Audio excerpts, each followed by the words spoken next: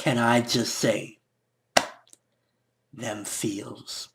So strong in this chapter with them feels, but just so much greatness in this chapter. Oh my god. Talk about a climax. Talk about ending a flashback at that with such intensity, emotion, and cleverness all at the same time. Oda, oh my god. Let's go.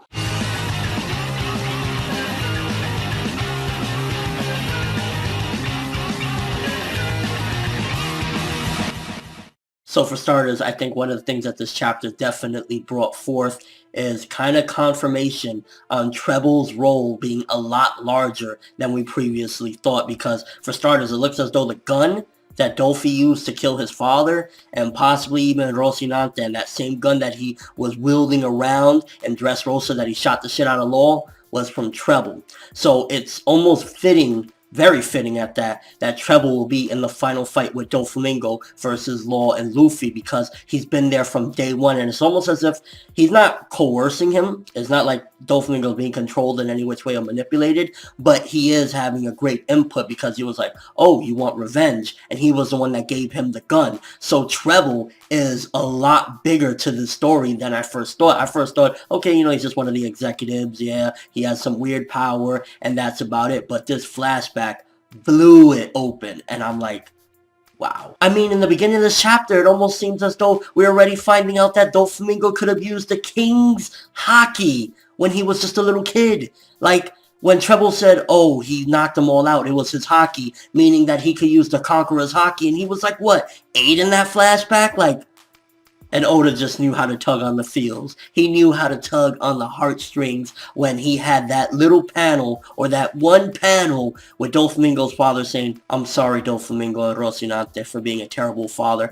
And this just shows you that there is absolutely no redemption for Doflamingo. If he can kill his father in cold blood and not think twice about it, not give two flying fucks, and then likewise years later do it to Rocinante, although there's a little bit more to it with Rocinante, but if he could kill him simply because he lost his power and his prestige, ultimately there is no, like, Doflamingo needs to die at some given point. There's no redemption, there's no turning around and being a good guy. None of that is in his character. He must die, and to be honest with you, after this chapter and the feels that I felt reading it, a pretty horrible death at that he needs. He deserves it. Although when he went to the Rocinante death, when he killed Rocinante, it was a little bit different than when he killed his father. I guess you could argue that it is the same simply because he already had cut off all emotion at that point. He was just so disgusted. But when he killed his father, I think still he was killing his father, family.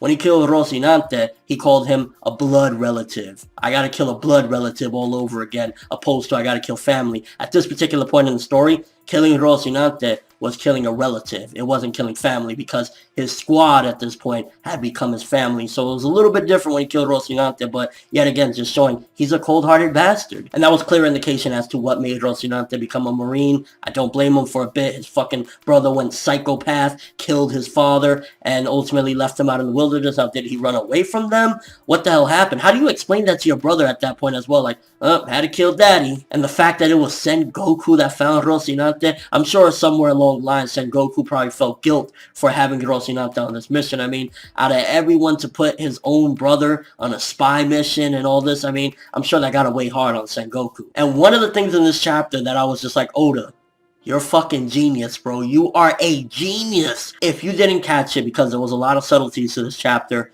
and it blew my fucking mind when I kept on examining it and looking at it closely. I'm pretty sure that Dorry character was ex-Drake, and he escaped from there. Now, at this point, it said that he was with some pirates or something, and if I'm correct, wasn't ex-Drake a Marine at some point? So was it already that he was a Marine and he went pirate at this point? Was the Marine stuff prior to this, after this?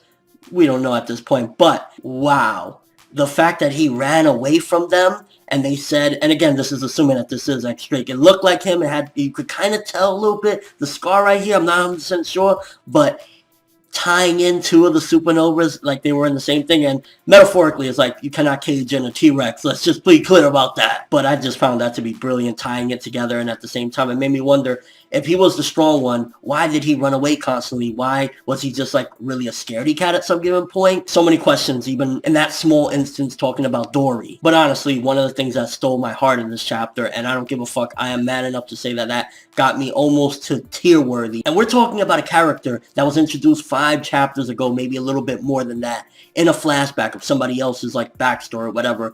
And you're making me ready to cry. Like, Oda, why are you doing this to us, bro? And this is why this is truly, like, probably the best parts of Dressrosa. So, I mean, arguably, I guess you could say, yeah, there's the Sabo stuff, which was out of this fucking world, exciting and everything. But the amount of emotion and the connections and everything, finding out more about Trebol's true role, finding out about just so many different things, X-Drake tying into this in a weird way, it's like so many different things. And with Rocinante saying, I love you, I think that was part of it, him being a man and realizing this little kid doesn't have anyone right now. I think I could show him at the very least so he doesn't go down a bad path. He was loved, even by if it was just me. And you could see that he started to care for him. I honestly think that going a little bit more in depth with this would have even been fine, like showing a little bit more to their journey as well, because he did so many different things for him, and he truly began to care for this kid because he knew he was in a fucked up situation. So the fact that he did that and then ultimately said, I love you, although it kind of came across as weird probably for Law, ultimately he was trying to lead him down a better path than his brother, because he doesn't want another one of his brothers to show up, if you understand what I mean. And that just, honestly, that broke my heart. Like, that honestly broke my heart just talking about it. It's like, I'm getting fucking the shivers right now. It's like, what Oda did with this character from a backstory and a flashback, it was amazing. And the art when he shot Rocinante, it was very similar, and it reminded me of when Arlong killed Nami's mom with the gun as well. It was very similar, and it just gave me so many of them feels like what he did for Law as well. It's just like talking about it like, oh my god, Oda.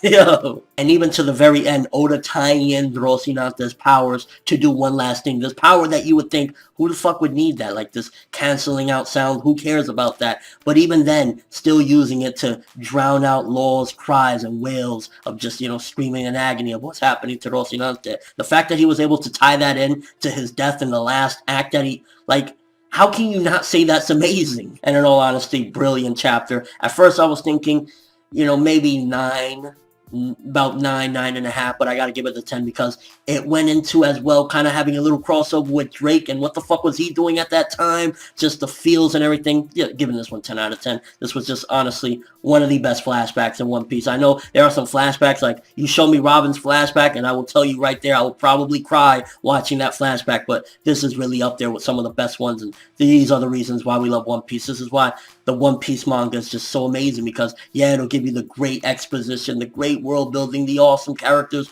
but these feels sometimes is just on a whole different level. But let me know what you guys thought of this. First of all, Trebol being kind of a mastermind, giving the gun. It also kind of demonstrated a little bit that possibly Trebol and Virgo lived on the same island as Doflamingo, and that's how they partnered up. What do you think about that? Do you feel as though Trebol had some sort of influence on Doflamingo and kind of coerced him into some of these things? Or you think Doflamingo knew the entire time what he was doing, and it was just kind of Trebol being a dick? Do you think that that was X-Drake, Dorry? Do you think that that was him? Also, why did he run away? Did he become a Marine after this? Was he a Marine before this? And overall, did he get them feels? In all honesty, I just felt like this was amazing. I feel as though Oda really stepped it up these past few months, like he's been making greatness. And your overall thoughts of this chapter, Rocinante? You were only in this for a little bit of time in a flashback, and I gotta honestly say that you were one of the most fucking awesome characters in One Piece. You will go down in one of those lists of like just my favorites, because that's a true man. To tell a little kid that you just want to help out so badly and steer him into the right path, I love you before you're gonna die, that's a real fucking man right there. And yeah, 10 out of 10. That's all I have for this review though. Thanks for watching. Hope you enjoyed. If you liked anything I had to say or enjoyed the video, drop me a like. I'd greatly appreciate it. And if you haven't subscribed, if you could do so as well, that'd be awesome. I'm ForneverWorld, and as always, people, Rocinante, you are amazing. Have an awesome day.